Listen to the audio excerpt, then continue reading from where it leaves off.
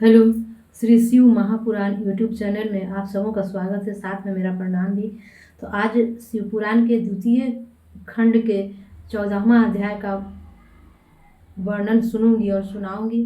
14वां अध्याय में 14वां अध्याय में सती का वर्णन है कि सती जी इनका शादी का 7 फेरे हो रहे हैं और इस फेरे में महाफेरा लग गया। फेरा यह है कि ब्रह्मा जी शादी करवा रहे थे और शादी के दौरान उनकी माता के चरण पे पड़ गया। वो कुदृष्टि से क्या क्या परिणाम आया, ये पूरे 14वां अध्याय में वर्णन है। तो इसको सुनने के लिए, जानने के लिए आपको 14वां अध्याय सुनना पड़ेगा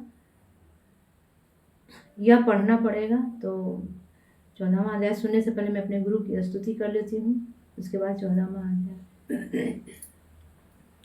गुरुर्ब्रह्मा गुरुर्विष्णु गुरुर्देवो महेश्वरः, गुरुर्साक्षात् परब्रह्म तस्मै श्री गुरवे नमः।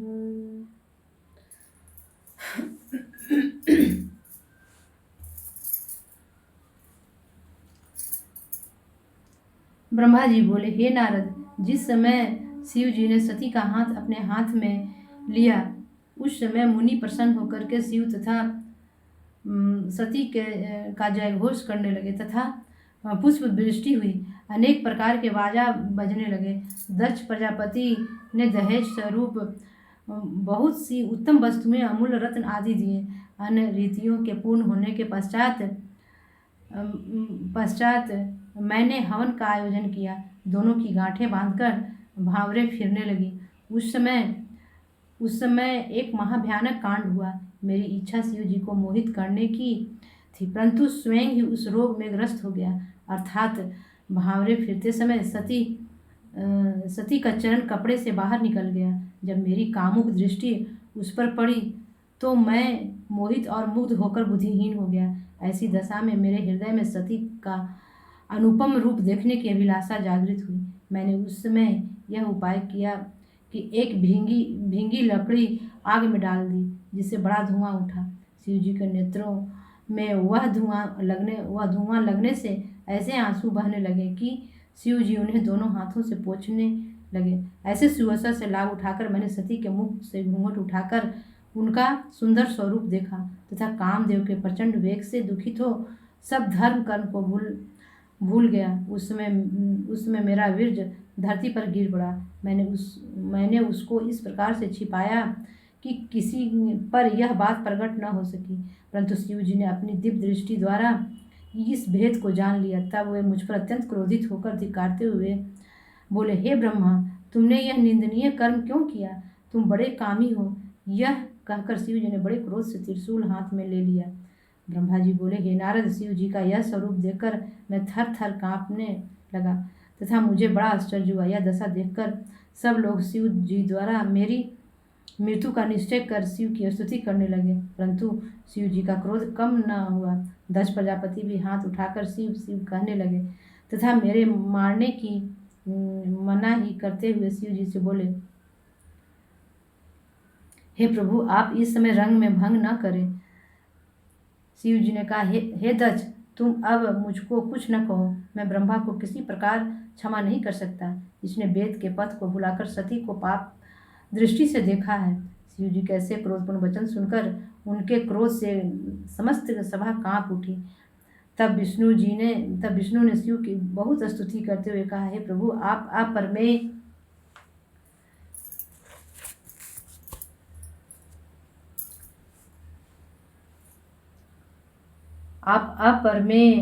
हैं। आपका आदि अंत कोई भी नहीं जानता। मैं तथा ब्रह्मा आपसे ही उत्पन्न है। आप अपने क्रोध को शांत कर तथा मुझे अपना सेवक समझकर मेरी प्रार्थना स्वीकार करें, अर्थात ब्रह्मा को क्षमा दान दें। आप ही ने ब्रह्मा की सृष्टि की रचना करने के लिए उत्पन्न किया है। ब्रह्मा के सिवाय सृष्टि की और कौन रचना करेगा? यह स्पष्ट है कि बिना सृष्टि के सब लीला व्यर्थ है। फिर आप ही ने तो ब्रह्मा जी को उत्पन्न किया, इसलिए आप उनका वध न कीजिए। यह सुनकर शिव जी ने फिर बड़े क्रोध से कहा, नहीं, ऐसा नहीं हो सकता। हम ब्रह्मा का अवश्य वध करेंगे। हम स्वयं सृष्टि की रचना करेंगे तथा दूसरा ब्रह्मा उत्पन्न कर सब लोगों में इस बात को प्रकट कर देंगे।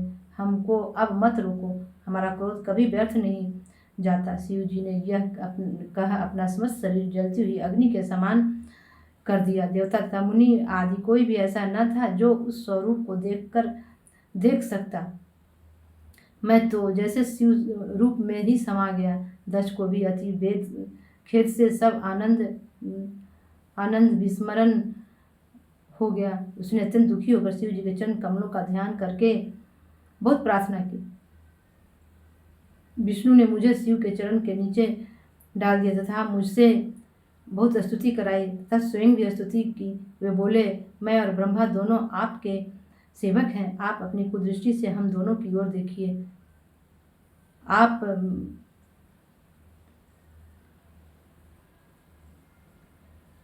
मैं और ब्रह्मा दोनों आपके सेवक हैं। आप अपनी कृपा दृष्टि से हम दोनों की ओर देखिए। ऐसे आनंदोत्सव में किसी प्रकार का शोक उत्पन्न नहीं करना चाहिए। केवल आप ही हमारे रक्षक हैं। अब जो आप उचित समझे वही वर दीजिए। आप ब्रह्मा के दोनों हाथ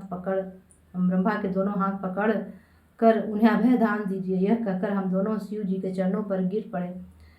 दक्ष भी अत्यंत दीन बनकर त्राहिमाम कह उठे। ये नारद, उसमें शिव जी ने सती को अत्यंत दुखी जानकर अत्यंत कृपा पूर्वक मेरे मस्तक पर अपना हाथ रखा और मुझे अभय दान दिया।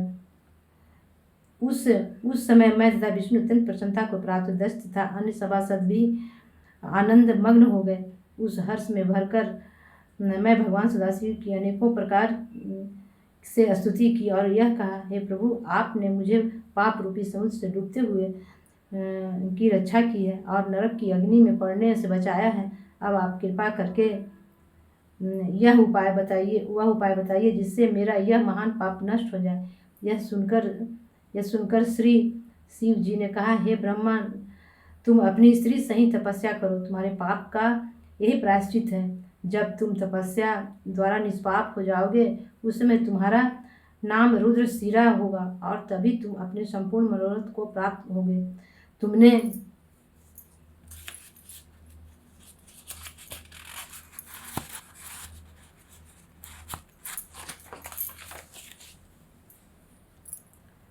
देवताओं का अधिपति होते हुए भी जो मनुष्य के समान निकृष्ट कर्म किया है उसके कारण तुम्हें मनुष्य योनि में जन्म लेकर लज्जा उठानी पड़ेगी। इस उपाय से तुम्हारा पाप नष्ट हो जाएगा।